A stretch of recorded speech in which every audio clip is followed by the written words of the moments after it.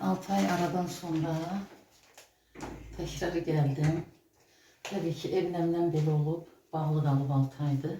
Yaqut Misirxanlı Şərq qəzetinin Türkiyə təmsilçisidir. Bildirir ki, illər əvvəl Bakı şəhəri Yasamal rayonu 9-cu keçid ev 14 ünvanındakı Təranə Məmmədovaya məxsus fərdi yaşayış evini alıb. Təranə Məmmədova sözü gedən evin ikinci sahibi olub. Yaqut Misirxanlı evdə bir neçə ay yaşadıktan sonra Türkiyəyə gedib və evini kiraya verib. Bir müddət sonra məlum olub ki, evin ilk sahibinin borclu olduğu şəxs məhkəməyə müraciət edib və evin borc qarşılığında ona verildiyini deyib. Yaqut Misirxanlı bütün bu baş verənlərdən yalnız evin boşaldılmasına dair apellyasiya qərarından sonra xəbər tutub.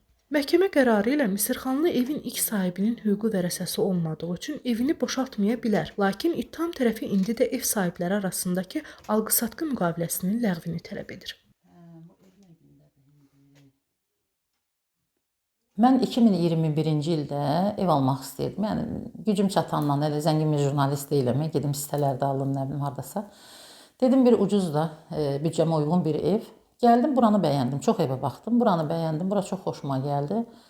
Hə dedim, buranı alım. Düzdür, biraz mənzil istismar sahəsində filan dedilər, ora mübahisəli həyətdir ümumiyyətlə. Dedim, olsun həyətin mənə nə dəxli var, mən evi alıram. Gəldim, evi aldım. Sonra İlkin alqı-satqı müqaviləsi Təranə Məmmədli ilə aramızda söhbətləri yoldaşı ilə elədik, Elşən Məmmədli ilə, amma alqı-satqıda Təranə xanım da gəldi. İlkin alqı-satqı müqaviləmiz, sənədlər hamısı. Oradan bərabər getdik, asan xidmətə Təranə xanımın üstündən öz üstümə aldım. Doğalqaz, elektrik, qaz, bir də işıq, qaz, su. Bunların hamısını asan xidmətdən üstümə aldım, müqavilələrin hamısını bağladım, keçirdim adıma. Rəsmi şəkildə qeydiyyatda da Yasamal rayon polis şöbəsində, orada qeydiyyat şöbəsində qeydiyyata da düşdüm evə. Mənzil istismar sahəsində burada yaşadığıma dair bir arayış da verdi Sədullah Abiyev, 64 nömrəli mənzil istismar sahəsinin rəisi. Onu da aldım, bütün sənədlərim və pandemiya dönəmi idi. Qaldım, 6-7 ay burada yaşadım mən, sonra Türkiyəyə getdim. Türkiyəyə getdim, bir neçə vaxt bağlı qaldı. Sonra gəldim, kiracı qoydum, evə getdim. Və qısaca xülasə 2023-cü ilin noyabr ayı idi. Kiracı mənə bir sənəd göndərdi WhatsApp-dan. Yaqut xanım, bunu həyətdə Cavid sizə göndərib. Cavid evi Təranə Məmmədliyə satıb, Təranə Məmmədli mənə satıb. Cavidin də evi burada, həyətdə. Bunun sənəddə baxdım, apellyasiya məhkəməsinin qətnaməsi və evin boşaltılmasına dair qətnamə çıxardıb, icra gəlir, evi boşaltmağa gələcək.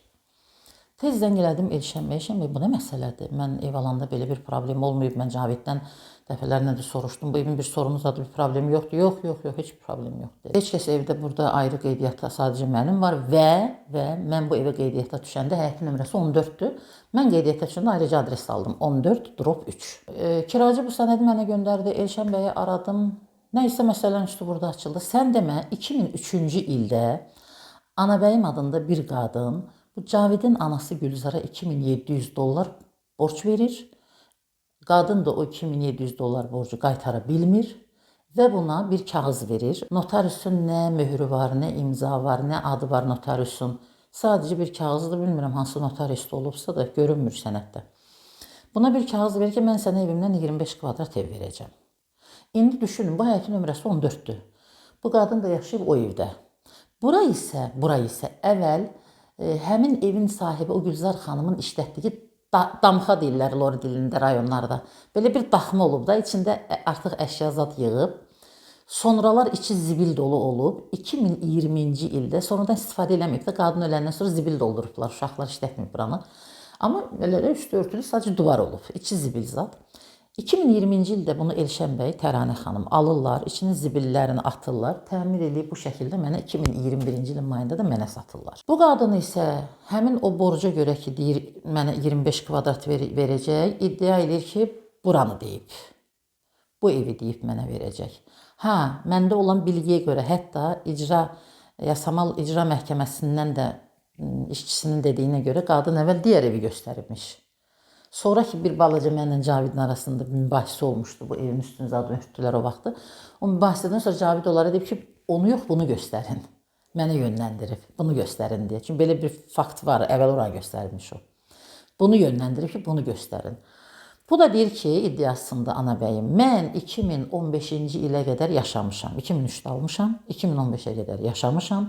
Sonra xəstələnib bacımın yanına getmişəm. Sonra gəlib görmüşəm ki, qapım dəyişib. Yaxşı, sual meydana çıxır. Sən 2015-ci ilə qədər bu evdə əgər yaşamısansa ki, bura ev olmayıb, yenə də deyirəm, içi zibil dolu bir xarabalıq kimi də, belə yəni zibil dolu bir tikili olub sadəcə. Elşən bəy alıb bura remont edib, təmir edib. Yaxşı, sən burada yaşamısansa, bu insan yaşayanda doğalqaz işlədir, işıq işlədir, su işlədir. Hanı sənin sayğacın? Qaz, işıq, su, heç bir sayğacı yoxdur. Bu aprelin 8-i apellyasiya məhkəməsində gedib bir sənəd təqdim edib vəkili. Mircaviddir, Mircavaddır, nədir adı? Deyib, bizim də işıq müqaviləmiz var. Baxırıq ki, başqa bir adresə aid, Bakı şəhərinin başqa bir ünvanına aid. Saxta sənədi məhkəmədə təqdim eləməyin özü də cinayətdir. Bunu təqdim edib, o da saxta. Mən deyib, burada yaşamışam belə. İndi gəlib iddia edir ki, bu evdir. Apellyasiya, deməli, o vaxtı Cavidi verir bu məhkəməyə, Anabəyim. Cavid məhkəməyə getmir, 3 dəfə Bakı şəhər yasamal məhkəməni uduzur qadın. Sonra apellyasiya verir, onu da uduzur. Sonra ali məhkəməyə verir. Ali məhkəmədə bilmirəm artıq işi hansı formada, hansı şəkildə çözüblərsə, ali məhkəmə işi geri göndərir təkrar apellyasiya məhkəməsinə. Apellyasiya məhkəməsində Elnur Hüseynov, səhv eləmirəmsə hakim, o çıxardıb qətnaməni, qadın təmin olunur. İnanın, bu məhkəmələrin heç birində Cavid iştirak eləməyib tərəf. İştirak eləməyə bu qədər bu uduza gedib ora çıxıb. Və ali məhkəmədə işi nə şəkildə həll ediblər bilmirəm. İş apellyasiya geri gəlir və qadın təmin olunur. Mənim ondan sonra xəbərim olub. Çünki mən tərəf olmamışam. Mənə kiracım o sənədi göndərdikdən sonra mənim xəbərim olur. Ki, icra gəlib qapıya evi boşaltacam deyincə, mənim vəkilim həmin apellyasiya məhkəməsinin qətnaməsindən ali məhkəməyə müraciət edir ki, mən tərəf kimi işə qəbul salsınlar, daxil etsinlər. Ali məhkəmə mən tərəf kimi işə daxil eləmir, amma belə bir qərar çıxardır Ali Məhkəmənin hakimi Dadi Məmmədli ki, Yaqut Misirxanlı Cavidin mirasçısı və vərəsətçisi olmadığı üçün onun evi boşaltıla bilməz. Hə, qətnaməni ləğv eləmir. Qətnamə qüvvədə qalır, amma Yaqutun evi boşaltıla bilməz deyir. Və icra mənim evimi boşaltmır, icra durdururlar, amma qətnamə ləğv olunmayıb. İndi bu səfər qadın mənimlə Təranənin arasında, mənimlə Təranə xanım arasında bağlanan müqavilə və Təranə xanımla Cavid arasında bağlanan müqavilənin ilkin alqı satqı müqaviləsinin ləğv olunması iddiası ilə bizi məhkəməyə verib. Sentyabr ayında Yasamal məhkəməsi olub. Yenə də Fariz Əlizadə bir tərəfli olaraq işi yaxşı araşdırmadan onları təmin eləyib. Təbii ki, daha öncəki apellyasiya məhkəməsinin qətnaməsini icra eləyib, belə deyərəm. Çünki işi araşdırmayıb. Və ondan sonra biz verdik apellyasiyaya. Martın 11-də ilkin baxış oldu, iclası, yəni tanışlıq iclası olub ilkin. Və aprelin 8-də ikinci iclas oldu apellyasiya məhkəməsinin. Hakim mənim vəkilimin sözünü kəsib, heç mənim vəkilimi dinləməyib. Qarşı tərəfin vəkilini sonuna qədər dinləyib. Hətta mənim vəkilim deyəndə, mənim vəkilimin qardaşı, hamısı orada olublar. Mənə evə satan adam orada olub, hamısı orada olublar. Hətta məhkəmədə Elşən bəy, səhv eləmirəmsə, deyib ki, Vidadi Məmmədli, ya vəkilim mi deyib, bilmirəm, deyib Vidadi Məmmədli qərar çıxardıb ki, Yaqut xanıma şamil oluna bilməz, onun evi boşaltıla bilməz. O dalğa geçiblər məhkəmədə gülərək ki, hə neyini, indi gedək Vidadi müəllim bura şahid gətirək. Ciddi bir apellyasiya məhkəməsinin iclası Vidadi Məmmədli Ali Məhkəmənin hakimidir. Yəni siz necə bunu belə esprili şəkildə indi neyini Vidadi Məmmədlini məhkəməyə dəvət eləyək? Mən tərəf istəmirəm. Mən bir jurnalistəm. Sağ olun. Dostlarıma buradan hamıya təşəkkür edirəm. Mən bütün dəstək verən jurnalist media dostlarım hamısına təşəkkür edirəm. Mənə dəstək olursunuz, amma mənim tərəfimi tutmağınızı heç birinizin istəmirəm.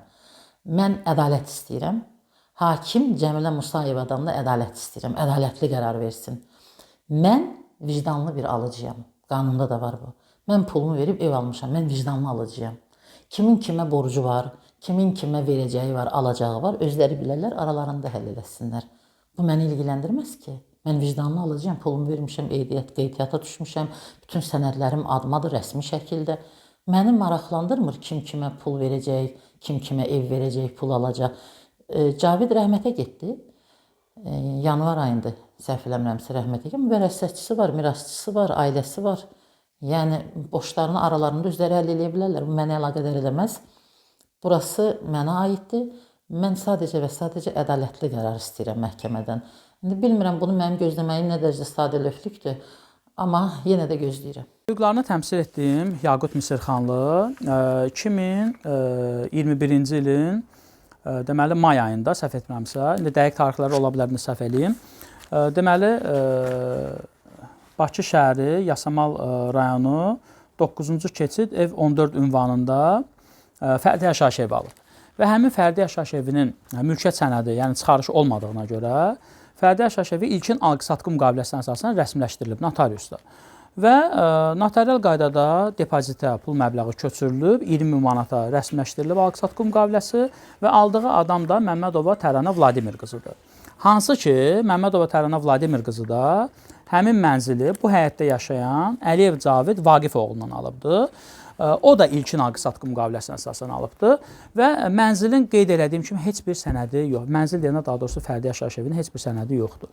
Və Yaqut xanım bu fərdi yaşayış evinin adına rəsmiləşdirildikdən sonra bütün kommunal xidmətlər, Azəriqaz, Azərişıq, Azərsudan öz adına kod almış, sağ ağaclar mövcuddur, sağ ağacları da çəkə bilərsiniz və həmin fərdi yaşayış evinə bütün kommunal xidmətlər də hal-hazırda da fəaliyyət göstərir və Yaqut xanımın hal-hazırda sahibliyində və istifadəsindədir.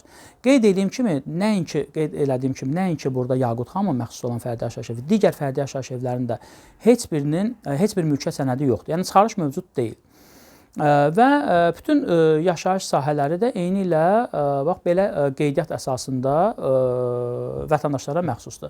Və Yaqut Misirxanlı özü də deməli qeydiyyata düşmüşdür bu ünvana. Asan xidmətlərində bununla bağlı arayış verilmişdir və mübahisəli əraziyə dair olan mənzil kommunal istismar sahəsindən də əraziyə dair yaşadığı barədə arayış almışdır. Fərdi yaşayış evini güya Cavidin deməli, anası anabəyimə satıb. Güya, nəyə görə güya deyirəm?